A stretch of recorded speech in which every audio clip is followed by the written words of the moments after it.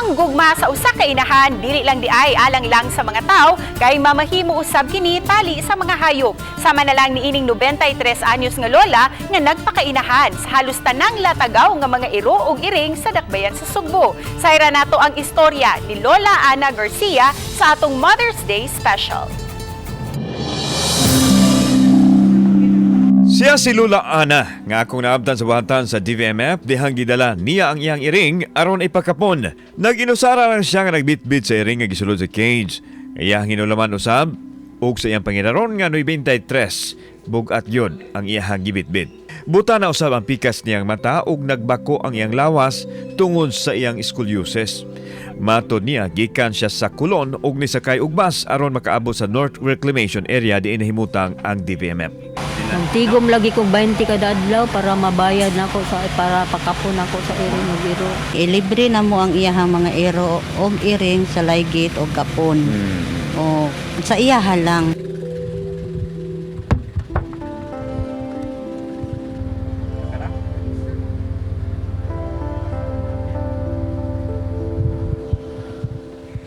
Supposed to be basya mo sakay padung dito sa iyahang paulian.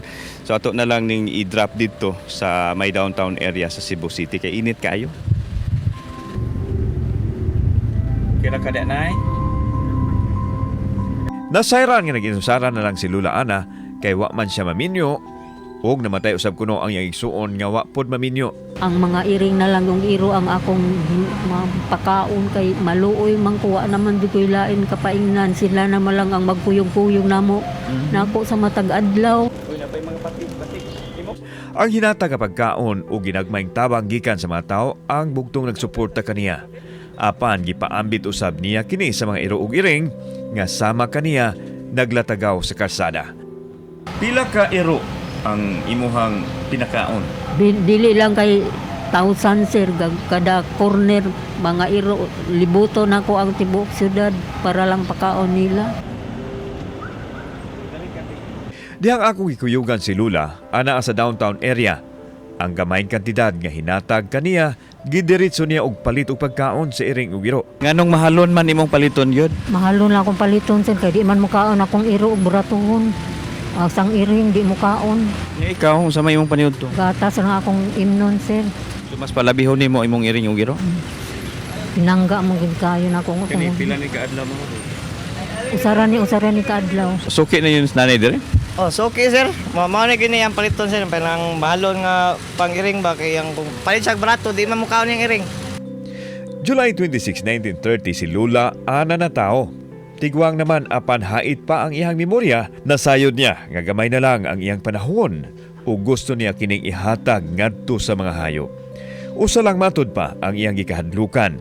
Kung mawala siya, diin gipatulan yun niya og luha dihang iyang gisaysay. Inihap na lang ang pagpuyo ng kalibutan. Kung mahimo pa lang dunay life everlasting hangiwan ko sa Ginoo apan doon naman siya katapusan mantag usa ka nato. Kabalak anak ko nga wa na mo gam nila mapakaon og pagkakadwa sa kadlaw na inom og tubig. Kay usahay wala man din matiman nila kung dili ako lang. Giklaro ni Lola Ana nga gidala na siya sa shelter ug daghan na usab ang nitanyag kaniya nga mga Pinoyanan apan dili mahimo kay ikamatay kuno niya ang tumang kamingaw sa mga hayop nga nagpaabot kaniya sa kalsada. Ang timos nga kasing-kasing ni Lola Ana nagpakita kung unsa kagamhanan ang gugma sa usa ka inahan. Dili man sa mga anak kun dili apil sa tanan, matawo man o hayop nga nagkinahanglan. Kauban si Rod Prado, ako si Alan Domingo. Balitang Bisdak.